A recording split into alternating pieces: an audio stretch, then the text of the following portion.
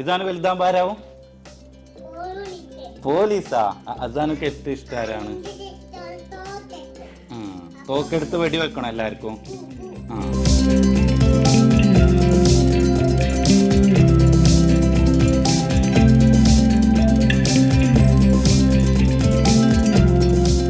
ഞാൻ കുറച്ച് പ്രൊഡക്റ്റുകൾ നിങ്ങൾക്ക് മുമ്പിൽ കാണിച്ചു തരാം.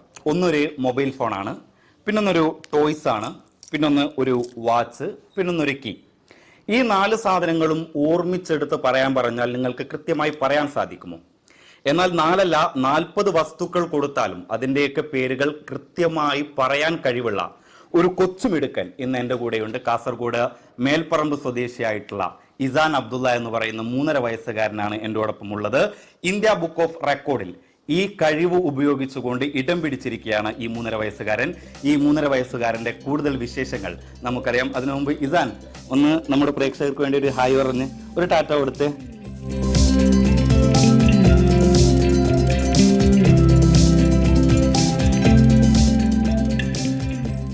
അസാനു അവന്റെ ഈ ടോയ്സ്, ഈ അനിമൽ കുറച്ച് ടോയ്സ് ഉണ്ട്, അതിനെ ഇവൻ ഐഡന്റിഫൈ ചെയ്യുന്നത് എങ്ങനെയാണെന്നുള്ളത് നോക്കാം. ഇസാനു, ഇത് എന്താണ് സംഭവം? എന്താണ്? ജീബറ, അതായത് സീബ്ര. ഇതെന്താണ്? റൈനോസർ. ഇതെന്താണ്? ഇതെന്താണ്?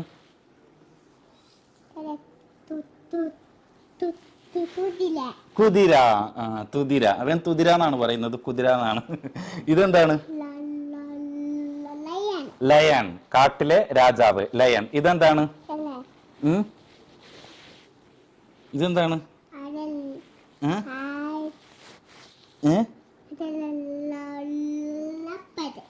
ലെപ്പേഡാണ്. ഇതെന്താണ്?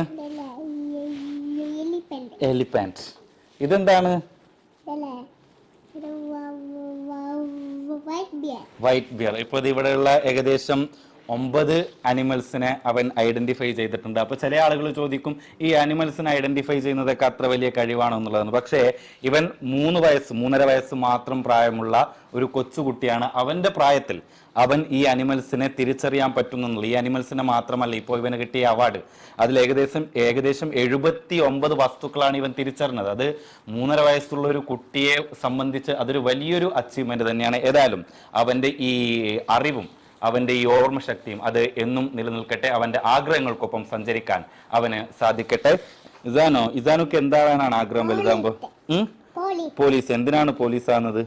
കള്ളന്മാരടിക്കാനാണോ? ആരൊക്കെ അടിക്കും പോലീസായാൽ? ഇങ്ങനെ ആക്കാൻ, അതായത് തോക്ക് വെച്ച് കള്ളന്മാരെ പിടികൂടാൻ. ആരൊക്കെ അടിക്കും പോലീസായാൽ? ആരൊക്കെ അടിക്കും പോലീസായാൽ?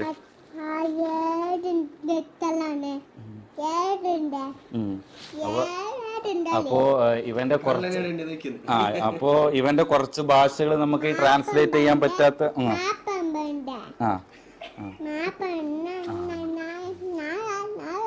അപ്പൊ അവൻ എന്തൊക്കെയോ കാര്യമായിട്ട് പറയുന്നുണ്ട്, അതൊന്നും നമുക്കിപ്പോ മനസ്സിലാക്കാൻ പറ്റുന്നില്ല. പക്ഷെ എന്തായാലും ഇവന്റെ ആഗ്രഹം എന്ന് പറയുന്നത് പോലീസ് ആവണം എന്നുള്ളതാണ്. പോലീസായിട്ട് കള്ളന്മാരെയൊക്കെ തോക്ക് ഉപയോഗിച്ച് വെടിവെക്കണം എന്നാണ് ഇസാനിന്റെ ആഗ്രഹം. അപ്പൊ ഇസാന്റെ പാരന്റ്സ് ആണ് നമ്മുടെ കൂടെ ഉള്ളത്. ബാദ്ഷാ, ഉമ്മ ജുമൈല, രണ്ടുപേർക്കും സ്വാഗതം. അപ്പോൾ 3.5 വയസ്സിൽ നിങ്ങളുടെ മകൻ ഇത്തരത്തിലൊരു അച്ചീവ്മെന്റ് സ്വന്തമാക്കി എന്ന് പറയുമ്പോൾ ഒരു പാരന്റ്സ് എന്ന നിലയിൽ നിങ്ങൾക്ക് എന്താണ് ഒരു എക്സ്പീരിയൻസ്? നല്ല സന്തോഷം. അപ്പോൾ 3.5 വയസ്സിൽ ഇവൻ ഇത്തരത്തിലൊരു അവാർഡ് നേടുന്നു, അല്ലെങ്കിൽ ഒരു റെക്കോർഡ് ബുക്കിൽ ഇടം പിടിക്കുന്നു എന്ന് പറയുമ്പോൾ അതൊരു ചെറിയൊരു കാര്യമല്ല. ഏതാണ്ട് 79 വസ്തുക്കളുടെ പേരുകളാണ് ഇവന് മനപ്പാടാക്കിയിട്ട് എടുത്തിട്ടുള്ളത്. അത് വലിയൊരാൾക്ക് പോലും അങ്ങനെ പെട്ടെന്ന് പറ്റുന്നൊരു സംഭവമല്ല. അപ്പോൾ ഇവനെ ഈ 3.5 വയസ്സിലേക്ക് അത്രയും ഒരു കഴിവിലേക്ക് പ്രിപ്പയർ ആവാൻ നിങ്ങൾ ചെയ്തു കൊടുത്ത കാര്യങ്ങൾ എങ്ങനെയാണ്? എന്തൊക്കെയായിരുന്നു ഈ ചെറിയ പ്രായത്തിൽ തന്നെ ഇവന് ഇതുമായിട്ട് ബന്ധപ്പെട്ട് എന്തെങ്കിലും ഒരു? അതായത് യോനിക്ക് മൈൻഡില് ബി എങ്ങനെ ഇതാക്കും, മൈൻഡ് എല്ലാം പെട്ടെന്ന് ക്യാച്ച് ചെയ്യും. അതായത് ഓരോ സംഭവം ഓൺ സ്ഥലവും എല്ലാം പെട്ടെന്ന് ക്യാച്ച് ചെയ്യുന്ന ഒരു മൈൻഡ് ചെറുപ്രായത്തിൽ തന്നെ അങ്ങനെ ഉണ്ട്.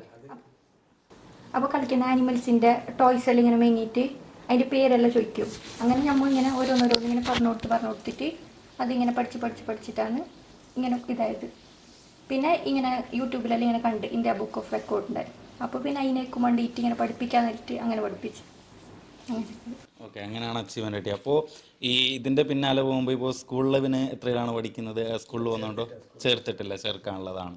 ഓക്കെ, എന്തായാലും നല്ലൊരു വിദ്യാഭ്യാസ സാധ്യത കൂടി ഇസാന് ഉണ്ട്. ഇനി എന്താണ് ഇവൻ്റെ ഒരു ഫ്യൂച്ചർ പ്ലാൻ? ഇപ്പോൾ 3.5 വയസ്സിൽ തന്നെ അവനൊരു പുരസ്കാരം നേടാൻ സാധിച്ചു. ഇനി ഫ്യൂച്ചറിൽ ഇവൻ ഏത് രീതിയിലേക്ക് കൊണ്ടുപോകാനാണ് ഇവൻ ആഗ്രഹം? ഇവൻ്റെ എന്തെങ്കിലും ആഗ്രഹത്തെ പറ്റി ഇവന് നിങ്ങളോട് പറഞ്ഞിരുന്നു? എനിക്ക് പോലീസിൻ്റെ കാണുമ്പോഴല്ലോ ഞങ്ങൾക്ക് പോലീസാണെന്നുള്ള അങ്ങനത്തെ ഒരു ഇത് പറയുന്നു. പിന്നെ ഇൻഷാ അല്ലാഹ് അതെത്തിയെങ്കിൽ നോക്കാമല്ലോ, അത് ഭയങ്കരത്തെ കാര്യമല്ലേ.